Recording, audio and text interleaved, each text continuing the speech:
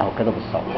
بسم الله الرحمن الرحيم. معانا الاستاذ ماركو هيعرفنا بنفسه وتجربه صغيره هيقولها هيفيد بيها ناس كتير انا سمعتها وعايز اللي حواليا يسمعوا. اتفضل استاذ ماركو، عرف نفسك وكل حاجه. مساء الخير، انا ماركو فريد، محاسب قانوني. جيت حضرت المحاضره الاولى مع الباشمهندس عمر وبس، خدت الورقه وقعدت اقرا مع نفسي. كان عندي الم. الندوه كانت بعنوان العلاجات الشعبيه، تقنياتها واستخداماتها بوصفات جدتي. قول اللي خطر في بالك وعملته. انا كانت ركبتي اليمين بتوجعني وبقالها فتره، يعني بقالها كام اسبوع. المفروض ان احنا الواحد بيعرض نفسه للشمس كتير، بس نظرا لظروف الشغل ما بلحقش ان انا اعرض نفسي للشمس. بس كل اللي انا عملته جبت معلقه زيت زيتون ودهنت ركبتي بس. دهنت ما خدتش وقت في التدليك؟ لا خالص، يعني اقل من دقيقه يعني. هنقول 5 دقايق مش وقت. طبعا اقل من كده بكتير. طيب. صحيت الصبح الالم طبعا مش موجود، والموضوع ده بقاله حوالي 3 ايام، وكل مره بحاول ان انا افتكر عشان ادهن بس بنسى، ولذلك بقالي 3 ايام الالم مش موجود. طيب انت خدت 3 ايام معضله، بنقول معضله يعني معضله عند الطب الغربي الحديث، تروح من تشخيص لصموله مش عارف ايه وفي الاخر ما تلاقيش حل. بمعلقه زيت زيتون مره في اليوم حلت المشكله. النصيحه اللي انا اقولها اعملها مره في الاسبوع وقايه، وده في زيت الزيتون هتكون نتيجته احسن.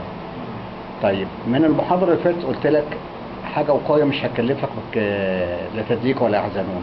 زي ما قلت لك هات 6 امينه، انت 6 امينه لنفسك بقى اللي بتدلك رجل السيد، شويه ملح في طشت صغير كده بلاستيك وميه من السخان، وحط رجلك ميه دافيه بملح ودلك ودوب الملح برجلك بقدمينك الاثنين، بيظبطوا الجسم كله. بالمناسبه معانا الاستاذ فريد خطاب عايز يعمل مداخله. اتفضل استاذ فريد. لا طبعا موضوع زيت الزيتون ده خطير جدا الى جانب، يعني ممكن طبعا زيت الزيتون له الجزء الثاني اللي هو العقل. الله يفتح عليك. هو ادى امر اشتغل يا زيت زيتون، اشتغل وادى امر لجسمه ما تعياش، خف. صرف الامر، ما تعياش، حل لي الموضوع. وده اللي حصل. هي يعني ما نقدرش نقول ان الزيتون 100% ولا علف 100%، هي تركيبه مكملين من اشياء كثيره جدا. يعني كلنا بنتعرض في حياتنا لحاجات كتير قوي. طيب ليها مغزى. طيب هضيف انا للاستاذ ماركو حاجه للمعلومه الحلوه اللي قالها لنا. زيت الزيتون مضاد حيوي نمره 1، اشد من اي مضاد حيوي اشتريه من السوق شرب. وهو نفسه كلمه مضاد حيوي المقصود بيها ايه؟ قاتل الميكروبات. هو ايه اللي في ركبك؟ في التهاب يعني ايه؟ يعني زي العين ما بتحمرش، لكن العين لما بقى تزداد وتبقى سيئه هتعمل ورم، تعمل صديد. الركب ما بتعملش صديد، بيحصل التهاب. التهاب فين؟ في الاعصاب الحسيه والحركيه المحيطه بالركبه. ده الالتهاب ده بيعمل الم. مجرد وجود مضاد للالتهابات في زيت الزيتون بيشيل هذا الالم، بيشيل الالتهاب. هزيد من دي وصفه بمعلقه كبيره زيت زيتون، بمعلقه كبيره زيت زيتون متدفيه. كانوا مدلكولنا واحنا اطفال في سن فاطمه كده، الصدر والظهر من فوق اعلى الصدر، وفي ورق جرايد، وننام مشخشخين عمالين ايه؟ طب جالنا كحه بالنهار برضه نتدلك ونروح المدرسه بورق جرايد. في 3 ايام زي ما جرب كده. احنا عندنا كنز اسمه زيت الزيتون. طيب الزيوت الثانيه اللي هي حلوه توازي زيت الزيتون في القوه، زيت الحار اللي هو زيت بذر الكتان، وزيت الفول السوداني، وزيت السمسم. كده انت فتحت لنا متواجدين دول؟ متواجدين عند اي عطار وفي الاماكن الكويسه. هنا ماركوس اخذنا في حاجه مهمه جدا. البلاد الصحراويه ما فيش فيها زيت زيتون الجدف، ما فيش فيها غير زيت الزيتون، شجر الزيتون. وبلاد ساحل البحر الابيض المتوسط لجنوب اوروبا وشمال افريقيا زي المغرب ومن المغرب لمصر لليبيا فيها زيت زيتون.